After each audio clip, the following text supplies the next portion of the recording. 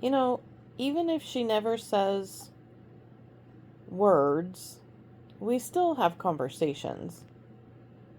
And I feel like we can share understanding between each other. Cammy, is Cammy a good girl? See, I feel like we talk. We talk back and forth. Give kisses? Yeah, you're good at that. Maybe someday she'll talk. I say certain phrases over and over and over again. And eventually I'll get one of those repeaters. The mimic me that just hangs next to the cage and you can record what you want to say and it just repeats. So that's not, I mean, it's not only a way to help her learn words and phrases and stuff, but it also, I've been told, can help keep them company.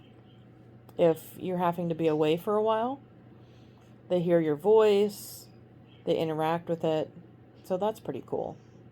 But we talk. She's only like 7 weeks old now, and we have conversations. So even if she doesn't say words, which I understand not every bird decides it wants to talk in our language, that's okay. That's okay. We'll communicate. Huh, Cammy? Do you know your name? Beautiful Cammy? Oh, now she's ignoring me. Cammy's a good girl?